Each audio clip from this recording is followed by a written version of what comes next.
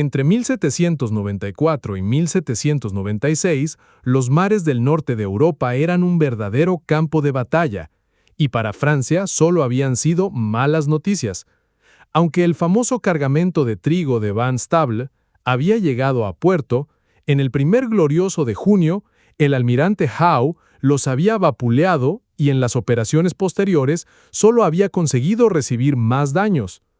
Para intentar debilitar al enemigo, en 1796 el gobierno galo puso Irlanda en su punto de mira. Era conocida la adniversión de los irlandeses por el gobierno británico, pues eran tratados como una mera colonia donde cada vez crecía más el sentimiento de independencia. Por lo tanto, la idea de hacer estallar una rebelión y que dicha insurrección podía ser apoyada por Francia podía resultar factible y dejaría a Gran Bretaña entre las cuerdas, ya que los galos tendrían a un aliado a tiro de piedra. Lamentablemente para las aspiraciones de libertad de los irlandeses, la expedición fue un desastre. Si bien pudieron esquivar la flota británica, una tormenta hizo el trabajo en su lugar.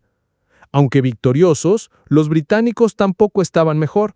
Las duras condiciones de la vida en un buque de guerra y los bajos salarios habían hecho mella en la paciencia de los marineros, quienes protagonizaron los motines de Spithead y Nore.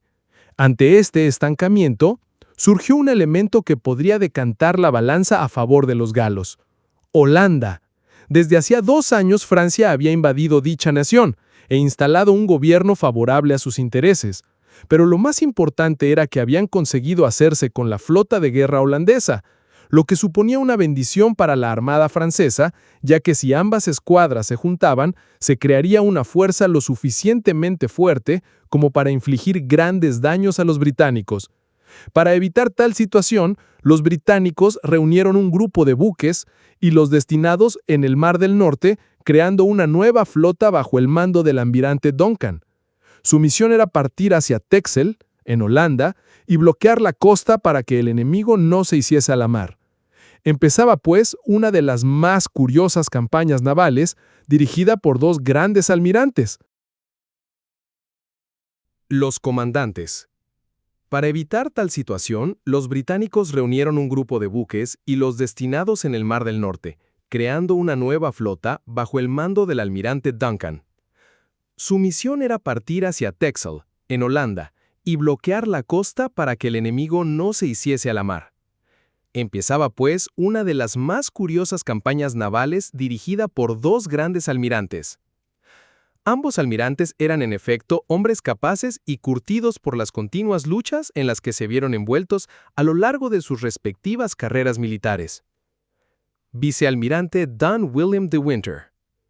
Comandando la flota holandesa estaba el vicealmirante Don William de Winter, nacido el 23 de marzo de 1761 en Kampen. Se alistó en la armada, combatiendo bajo el mando de Johan Zoutman en la batalla de Doggerbank de 1781. Distinguido por su valor, fue nombrado teniente en 1787. De ideología liberal, se podría decir que detestaba tanto el gobierno cada vez más tiránico de Statuder como los británicos. Por lo tanto, no es de extrañar que con la llegada del ejército prusiano para apoyar a los conservadores, él decidiera huir a la Francia revolucionaria, donde ofreció sus servicios. Integrado en la Legión Bátava, ascendió hasta ser nombrado general de brigada. Participó en la invasión francesa de su nación, siendo su hecho de armas más destacado la captura de la flota holandesa mientras ésta estaba varada por el hielo. Tras la capitulación, las Provincias Unidas de los Países Bajos se transformaron en la recién proclamada República Bátava. Era una república hermana de Francia, pero en la práctica no dejaba de ser lo que se suele denominar un Estado cliente o satélite, que a su vez estuvo lleno de inestabilidad política entre continuos golpes de Estado. De Winter fue nombrado vicealmirante al mando de la flota holandesa en 1796. Vicealmirante Adam Duncan. En el bando opuesto se hallaba Adam Duncan, almirante del Azul y comandante de la recién formada Flota del Mar del Norte. Nacido el 1 de julio de 1731, era un hombre alto y fuerte, que durante su juventud había navegado junto a Hawke. combatiendo en la batalla de Quiberon y en distintas acciones con el almirante Keppel. También se distinguió durante la batalla del Cabo de San Vicente de 1780, cuando Rodney derrotó a don Juan de Lángara. Era, en efecto, el clásico marino inglés. Durante el inicio de los motines, actuó de forma espectacular, aunque inicialmente amenazó con ejecutar con su propio sable al cabecilla. Tras ser calmado por sus oficiales, ordenó formar su tripulación y les preguntó en un tono feroz qué estaban haciendo. Tal fue el efecto que todos los marinos regresaron en silencio a sus cuartos, excepto 5 hombres, a los que amonestó en el alcázar antes de emitir un perdón general. La semana siguiente volvió a reunir a sus marinos y les preguntó si obedecerían sus órdenes. La tripulación, por medio de un portavoz, presentó sus disculpas al almirante. En otra ocasión, otro buque de su flota, el HMS Adamant, se repetía una situación similar, y Duncan decidió actuar rápidamente, y al igual que pasó en su buque insignia, la insurrección fue controlada. Pero pese a sus éxitos iniciales, el motín continuó, bloqueando el estuario del Támesis. El gran truco de Duncan.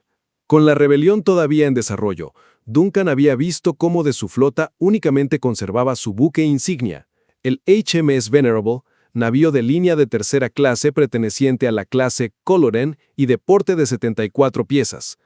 El navío de cuarta clase HMS Adamant, armado con 50 cañones, y la fragata de sexta clase HMS Sears, de la clase Enterprise y artillada con 28 piezas.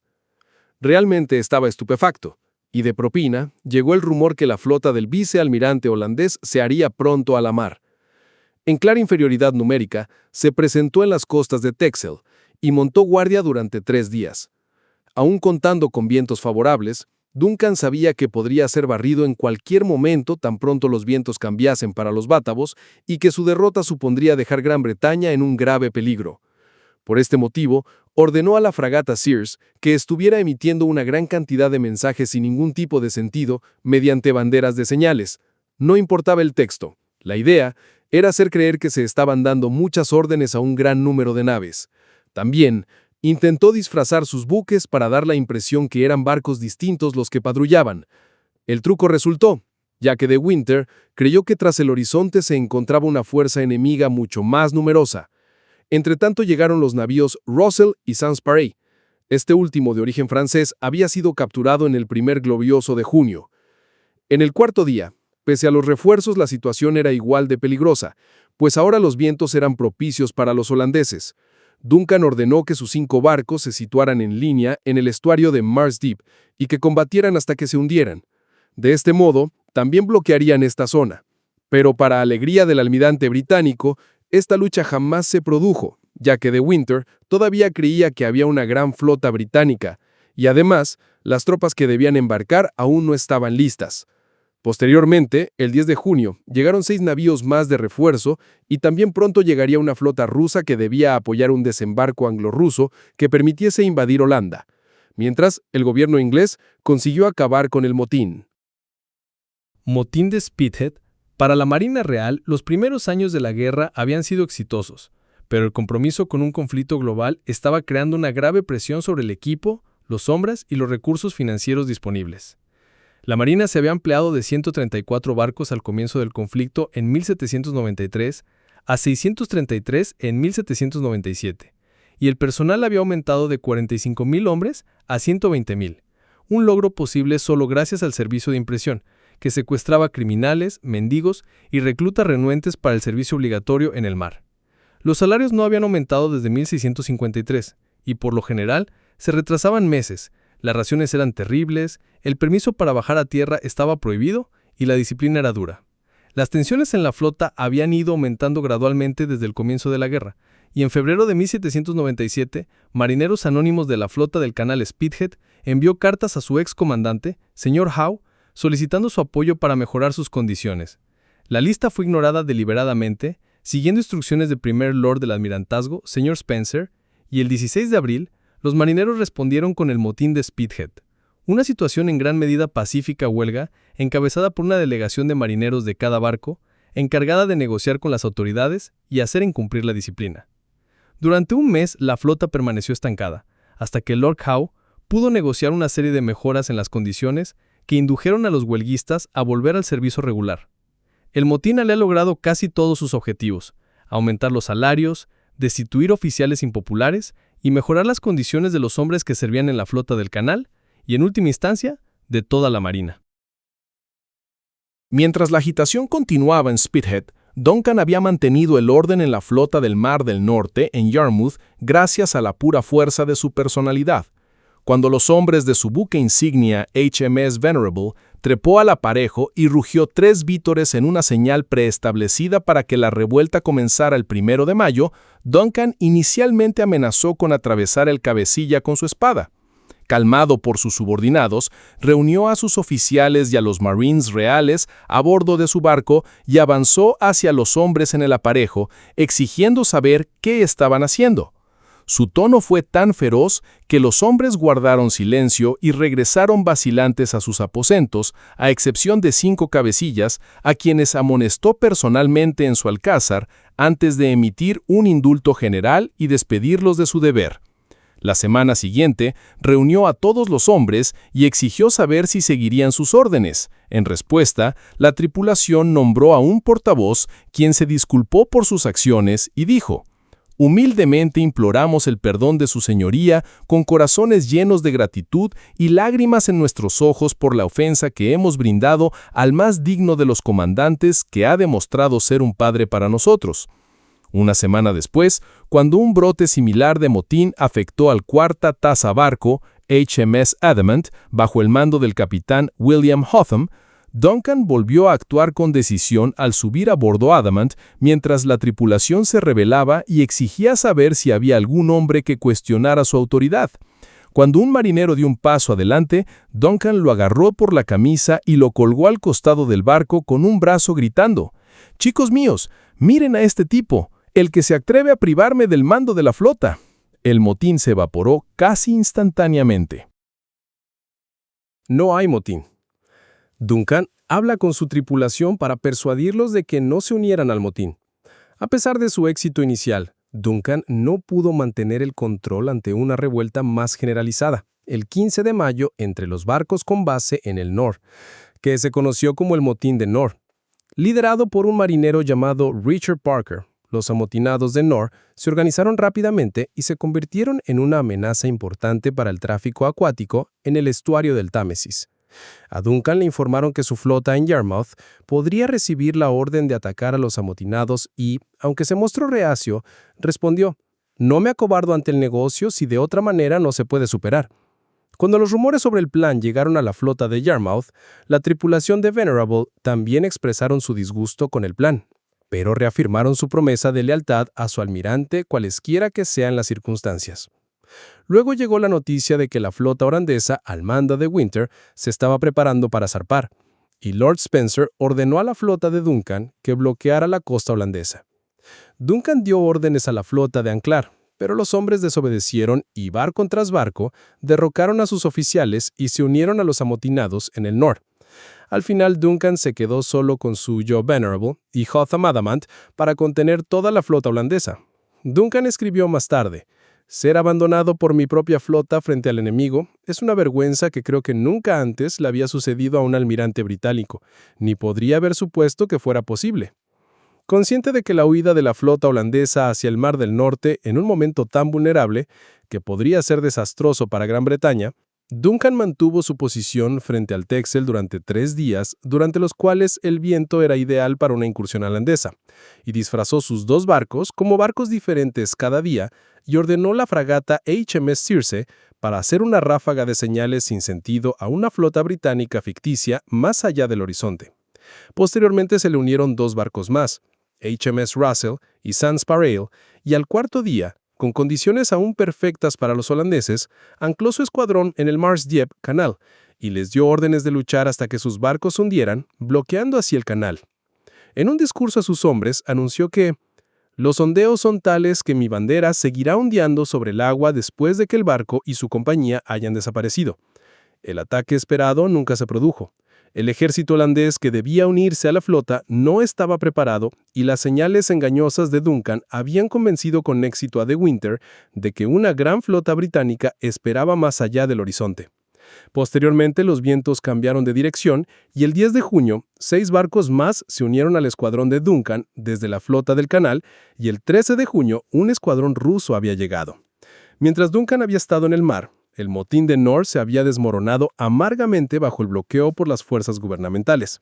Aislado del suministro de alimentos y con un apoyo público decididamente contra el motín, Parker amenazó que los barcos bajo su control serían entregados al gobierno francés. Posteriormente estallaron combates entre los líderes radicales y la mayoría moderada de los marineros, y los barcos abandonaron gradualmente a Parker y regresaron a sus fondeaderos, de manera que el 12 de junio solo 2 barcos todavía ondaban la bandera roja de los amotinados. Al final el último barco rebelde, de Parker mismo, HMS Sandwich, se rindió el 14 de junio. Orden de batalla. A mediados de agosto de 1797, después de 6 semanas de constantes vientos del este que mantuvieron sus barcos atrapados en su puerto, De Winter decidió que un intento de unirse a los franceses en Brest como primera etapa de una invasión de Irlanda no era práctico y abandonó el plan. En parte, esta decisión se debió a la fuerza de la flota reconstituida de Duncan, que había aumentado a 17 barcos de línea con la incorporación de los barcos devueltos desde el Nord. Los hombres de Duncan también estaban mejor entrenados y tenían más experiencia que sus homólogos holandeses, habiendo pasado considerablemente más tiempo en el mar y habiendo aprendido a disparar 3 balas por minuto a los 2 holandeses. Además de sus preocupaciones sobre la competencia de sus hombres, De Winter también estaba preocupado por su lealtad. El dominio de Francia sobre la República Bátava y la participación forzada del país en teatros de guerra distantes eran impopulares entre el pueblo holandés. Aunque De Winter era un republicano declarado que había luchado en el ejército francés contra los Países Bajos entre 1793 y 1795, el apoyo a la Casa de Orange se mantuvo fuerte entre la población holandesa y entre los marineros de la flota. Wolfe Tone escribió frustrado: «El destino de Europa podría haber cambiado para siempre. La gran ocasión está perdida y debemos hacer lo mejor que podamos». Cuando la noticia de esta decisión llegó al almirantazgo, llamaron a la flota de bloqueo de Duncan a Yarmouth para una reparación el 1 de octubre. El almirante insistió en enviar algunos de sus barcos de regreso a la costa holandesa 2 días después, bajo el mando del capitán Henry Trollope en HMS Russell, acompañado por el HMS Adamant y los barcos pequeños HMS Beaulieu, Circe y Martin, con el contratado armado cutter Broma Negra. Su llegada a Texel el 6 de octubre coincidió con la muy retrasada expedición de De Winter. Aunque algunas fuentes, particularmente en Francia, han afirmado que De Winter estaba determinado a llevar a Duncan a la batalla, en realidad le preocupaba más que sus hombres estuvieran descontentos e inexpertos por su larga estancia en el puerto, y hubieran accedido a regañadientes a las órdenes del gobierno bátavo de realizar una breve redada en el sur del Mar del Norte en busca de fuerzas británicas que pudieran ser abrumadas por su flota o arrastradas a las peligrosas aguas poco profundas de la costa holandesa. Es posible que también esperara resucitar el plan de aumentar a los franceses en Brest si lograba pasar hacia el oeste por el Canal de la Mancha sin ser detectado. Su flota estaba formada por 16 barcos de línea y una serie de embarcaciones de apoyo más pequeñas, y sus órdenes de La Haya incluía instrucciones para recordar con qué frecuencia los almirantes holandeses han mantenido el honor de la bandera holandesa, incluso cuando las fuerzas enemigas a veces eran superiores a las suyas. La preparación de los barcos para el mar llevó cierto tiempo, y los holandeses no lograron abandonar el Texel hasta las 10 a.m. del 8 de octubre. De Winter giró hacia el suroeste con la esperanza de unirse con otro barco de línea holandés en la desembocadura del río Maas. En cuestión de horas, Trollope descubrió y siguió a De Winter. La flota holandesa era vigilada constantemente por los barcos que Duncan había enviado para observarlos, y cuando se observaron los preparativos holandeses para navegar, se envió un mensaje a Duncan informándole de los movimientos holandeses. El buque de despacho hizo la señal a un enemigo cuando entró en las carreteras de Yarmouth temprano en la mañana del 9 de octubre. De modo que cuando atracó la flota británica, ya se estaba preparando para zarpar. Duncan envía el mensaje final al almirantazgo: «El viento está ahora en el noreste y haré buen rumbo hacia ellos, y si a Dios le agrada, espero poder alcanzarlos. El escuadrón bajo mi mando está desamarrado y me haré a la mar inmediatamente». Antes del mediodía, Duncan había navegado con los 11 barcos que estaban listos y se dirigió hacia la desembocadura del Texel con la intención de interceptar a De Winter a su regreso. Al anochecer, su flota estaba en plena forma. 3 rezagados se habían reincorporado, y en la tarde del 10 de octubre, sus barcos estaban anclados frente al puerto holandés. Los exploradores informaron de 22 buques mercantes en el puerto, pero no había señales de los buques de guerra de De Winter. Desde que abandonó el Texel, De Winter no había podido escapar de los barcos de Trollope. En la tarde del 10 de octubre, varios barcos holandeses fueron destacados para ahuyentar a su escuadrón, mientras la flota holandesa despedía el MAS, pero no pudo acercarse a los barcos británicos más rápidos. Al no poder llegar al punto de encuentro frente al Mosa, De Winter giró hacia el noroeste y zarpó Lowestoft en Suffolk y nuevamente intentando sin éxito ahuyentar al escuadrón de Trollope. Allí, los informes de los barcos pesqueros holandeses sobre la aparición de Duncan frente al Texel llegaron a De Winter e inmediatamente llamó a sus barcos y ordenó a la flota que regresara hacia la costa holandesa, apuntando al pueblo de Scheveningen. Mientras tanto, más mensajes de Trollope informando de los movimientos holandeses habían llegado a Duncan y este dirigió su flota hacia el oeste, siguiendo la costa holandesa. A las 7 de la mañana del 11 de octubre, el escuadrón de Trollope avistó velas hacia el noreste y tras confirmar que eran la flota de Duncan, señaló que la flota holandesa estaba aproximadamente 3 millas náuticas, 5,6 kilómetros más al suroeste, volviéndose visible para la flota a las 8:30. El primer avistamiento claro fue reportado por el capitán Peter Halkett de Circe, que había subido al mástil mayor para tener una mejor vista. En ese momento, los holandeses navegaban hacia tierra, aproximadamente a 9 millas náuticas, 17 kilómetros de la costa de Holanda del Norte cerca del pueblo de Scheveningen. El tiempo era malo, con mares agitados y fuertes vientos del sureste interrumpidos por frecuentes ráfagas de lluvia, pero esto no impidió que cientos de civiles holandeses se reunieran en las dunas para presenciar el inminente combate. El ataque de Duncan. A las 9 de la mañana, Duncan hizo la señal para prepararse para la batalla, mientras De Winter organizaba sus barcos en una línea de batalla para hacer frente al ataque británico en una sólida formación defensiva, navegando en el puerto rumbo noreste. Mientras maniobraban hacia sus estaciones asignadas, la flota holandesa se acercó a la costa. Duncan pretendía seguir las maniobras de Lord Howe en el glorioso 1 de junio 3 años antes y llevar cada barco a través de la línea holandesa entre dos oponentes. Pero la formación holandesa y la proximidad a la costa hicieron que este plan fuera poco práctico. Para compensar, Duncan hizo una señal a sus barcos para que formaran línea y navegaran hacia el sureste por el rumbo de babor, para que tuvieran el viento directamente detrás de ellos. Poco después, preocupado de que los holandeses pudieran llegar a la costa antes de poder llevarlos a la batalla, a pesar de su irónica insistencia en que «estoy decidido a luchar contra los barcos en tierra si no puedo por mar», Duncan ordenó a su flota girar hacia el sur y avanzar hacia el enemigo, y levantarse y navegar a lo grande. Disparó cañones de señales para alertar a sus capitanes y luego les ordenó enfrentarse al enemigo que llegaba. Para su van para atacar la retaguardia holandesa. A las 11 de la mañana, Duncan intentó remediar las crecientes brechas entre sus barcos, ordenando a los barcos más rápidos que redujeran la velocidad y esperaran a sus compatriotas. Luego hizo un esfuerzo por restablecer la línea en el estribor rumbo antes de darse cuenta de que la flota holandesa todavía estaba en orden, esperando el ataque británico y acercándose continuamente a la peligrosa costa. Abandonando sus señales anteriores, Duncan ordenó a toda la flota girar hacia los holandeses y atacar directamente y que cada barco apuntara y se enfrentara a su oponente. Muchas de estas señales estaban mal ejecutadas y eran incorrectas, la visibilidad era baja y el escuadrón de Trollope todavía usaba códigos de señal obsoletos, por lo que varios barcos no lograron comprender las intenciones de Duncan, convirtiendo la línea que avanzaba en un patrón irregular de barcos dispersos agrupados en dos grupos sueltos. La oleada de órdenes fue tan rápida y contradictoria que al menos un capitán se rindió por completo. El capitán escocés, Juan Inglis, del HMS Belleque, arrojó su libro de señales a la cubierta frustrado y gritó: «Arriba con el Elem y la pandilla en el medio». El efecto combinado de las órdenes de Duncan fue dividir su flota en dos divisiones desiguales, cada una navegando en una formación suelta hacia la línea holandesa. La división norte, o de Barlovento, comprendía 6/3 taza navíos de línea, 2/4 taza barcos y la fragata Circe, encargado de repetir las señales del buque insignia Venerable, que lideró la división con HMS Triumph y Ardiente muy cerca.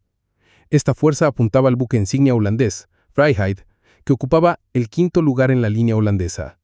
La División Sur, o de Sotavento, estaba compuesta de 8 buques de línea de tercera clase y la fragata repetidora HMS Boyle, y fue dirigido por el vicealmirante Richard Onslow en HMS Monarca. La fuerza de Onslow apuntaba a la retaguardia de la línea holandesa para atacar al cuarto barco desde el final. Detrás de las dos divisiones había una línea de pequeñas embarcaciones encargadas de repetir las señales de Duncan para que toda la flota pudiera ver sus intenciones. A las 11:53, Duncan levantó la señal para que cada barco pasara por la línea holandesa y atacara del otro lado, pero el mal tiempo impidió que los barcos más distantes reconocieran la señal. La batalla de Camperdown. Ambas flotas levaron anclas y tardaron unas horas en divisarse. Fue gracias al capitán de la fragata Circe que, gracias al haber estado vigilando desde en el palo mayor, el enemigo pudo ser divisado. Estaban cerca de la costa de Holanda septentrional, conocida por sus corrientes frías y fuertes vientos, aunque no impidió que los civiles que vivían en la zona colindante se congregaran para ver la batalla. Los luchadores estaban en posición y el público también. El duelo podía empezar. A las 9:00 de la mañana del 11 de octubre de 1797, Duncan movió la primera ficha al ordenar que la flota formara en línea e intentase acercarse a los bátavos para lanzar el ataque planeado. Por la forma de moverse, De Winter se percató de las intenciones de Duncan, por lo que ordenó dirigirse manteniendo la formación hacia aguas menos profundas. De esta forma los británicos quedarían concentrados en un punto y mientras intentasen reorganizarse podría obtener ventaja. Además, cabía la posibilidad de que alguno de los perseguidores quedase varado. Duncan observó los movimientos holandeses y tuvo que corregir la ruta en más de una ocasión. Después ordenó disparar un cañón para indicar a sus capitanes que el momento había llegado. Eran las 11 en punto. Preocupado porque los bátavos le dieran esquinazo, ordenó mediante señales anular el ataque y en vez de atacar en individual, la flota formaría en 2 columnas contra la formación enemiga. Una a barlovento, comandada por Duncan, y otra a sotavento, bajo Onslow. Plan de acción del combate naval de Camperdown. La idea era buena, pero de repente algunos buques del escuadrón de sotavento enviaron señales de que no entendían el mensaje. ¿Qué estaba pasando?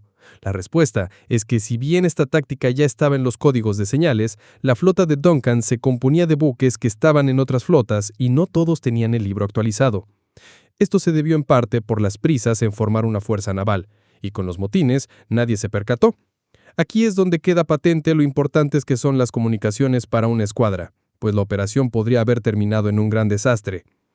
Pero para suerte para Duncan, sus capitanes tras la batalla del primer glorioso de junio habían aprendido la lección y ante la duda, lo mejor era seguir con el ataque. Duncan solo pudo ver impotente con su catalejo cómo sus buques continuaban acercándose al enemigo, eso sí, apiñados y desordenados, por lo que tuvo que poner orden mientras decía: «Estoy decidido en luchar por tierra si no puedo hacerlo en el mar». Mientras, De Winter quedaba confundido por las maniobras británicas, se percató que a causa de la inexperiencia de sus marinos se habían abierto brechas en su formación. Sabiendo que esto suponía un riesgo terrible, ordenó a sus fragatas y buques menores, los cuales estaban mejor armados que las fragatas británicas, que formaran una segunda línea de batalla para cubrir los espacios. Eran las 11:05. Finalmente llegó el momento decisivo. Ambas flotas terminaron el acercamiento y empezó el combate como tal. Costado contra costado, abordajes y fuego de fusilería. En este punto es interesante comentar que los holandeses combatían igual que los ingleses, es decir, en lugar de apuntar a las velas y mástiles, como los franceses, preferían disparar directamente a los cascos de los buques enemigos, por lo que los británicos siempre consideraron esta batalla como un duelo ante un rival igual. En medio de la refriega, un proyectil impactó en el palo mayor del navío insignia, rompiendo su parte superior, pero lo peor es que cayó el estandarte del almirante. Como hemos visto en otros combates, la bandera de la insignia que identifica al almirante es un elemento de gran importancia y su arreamiento podría interpretarse como un signo de capitulación. Pero antes de que el caos se pudiera propagar por las filas británicas, un marinero llamado Jack Crawford tomó la bandera y, trepando en medio de una lluvia incesante de balas y astillas, consiguió colocarla de nuevo en su sitio, salvando a la flota de volver a caer en el caos. Otras personalidades también tuvieron su destacado papel. Comandando el HMS Director estaba el capitán William Bligh, famoso por el motín de la Bounty. Aunque la historia fue injusta con él, en combate luchó bien. Y aunque su buque sufrió daños en los mástiles, su buque solo tuvo 7 heridos. La batalla de Camperdown, obra de Thomas Whitcomb, 1798, donde refleja el duelo que tuvieron los buques insignia de Duncan y de Winter. Menos afortunado fue el comandante del HMS Agincourt, John Williamson, quien sobrepasado por la dimensión de la batalla le falló el valor y su participación para nada fue destacable. De hecho, el almirantazgo no le volvería a confiar otro mando. Para los holandeses el combate tampoco fue fácil. El ataque de Onslow había destruido su retaguardia y en la vanguardia, el contraalmirante Samuel Story ofreció una dura lucha a Duncan hasta que su buque fue incendiado y tuvo que apartarse de la lucha para tratar de extinguir el fuego. En parte, esta acción facilitó que los ingleses pudieran acceder al buque insignia. Poco a poco, The Winter y los buques del centro entraron en acción. Fue el lugar donde más duramente se combatió para repeler a los británicos y donde más bajas hubo. Cuenta la historia que la esposa de uno de los carpinteros del buque insignia había embarcado y para ayudar pidió un arma y estuvo luchando como un marino más hasta que el impacto de un proyectil la dejó sin piernas. Viendo tal destrucción, el contraalmirante Johann Arnold Blois van Freslon reorganizó lo que quedaba de retaguardia e intentó socorrer a The Winter en su buque insignia. Lamentablemente, todos los intentos fueron frustrados a causa del cambio del viento. Habían quedado a sotavento y en medio de los ataques británicos y la costa, era imposible maniobrar eficazmente de bolina. Entonces le tocó tomar una de las decisiones más difíciles para un oficial naval. Si el combate está sentenciado y no se puede salvar al almirante, ¿qué hay que hacer? ¿Esperar que el enemigo te capture o destruya? ¿O mejor tratar de salvar a cuantos buques y marineros pudiese? Con dificultad, Van Blois-Treslong decidió retirarse. Por su parte, el contraalmirante Samuel Story no solo había salvado a su buque, sino que embarcó en una fragata para seguir el combate. Viendo el desarrollo de los acontecimientos, también decidió evacuar los buques menores. Su marcha precedió la maniobra de Onslow, quien tras el éxito en la retaguardia ordenó que los buques menos dañados apoyaran el ataque al centro. La batalla estaba decidida, y el golpe final vino de mano del capitán William Bligh, quien le propinó una andanada a la popa del buque insignia. The Winter, viendo que no tenía escapatoria ni vendrían refuerzos, con su buque totalmente desmantelado y con un total de 156 bajas entre vivos y muertos, solo en su nave, decidió arriar el pabellón de combate y rendirse. The Winter fue traído ante Duncan. Aquel, en señal de rendición, quiso entregarle su sable, pero para sorpresa de todos los presentes, incluido el mismo almirante holandés, Duncan, en un acto de respeto al enemigo vencido, se negó a tomarlo, mientras decía: preferiría estrechar la mano de un hombre valiente en vez de tomar su espada. El almirante holandés fue tratado con respeto. Es más, Duncan le permitió redactar y enviar su informe del combate al gobierno bátavo, y luego le invitó a cenar en su camarote. Se sabe que tras la velada los comensales disfrutaron de una agradable partida de whist, la cual, irónicamente, las cartas favorecieron a Duncan y The Winter no pudo sino expresar a su anfitrión lo atónito que estaba por haber sido derrotado 2 veces el mismo día por el mismo hombre. El balance final se saldó: 203 fallecidos y 622 heridos en las filas británicas, mientras que los holandeses sufrieron 540 muertos, 620 heridos y 11 buques capturados.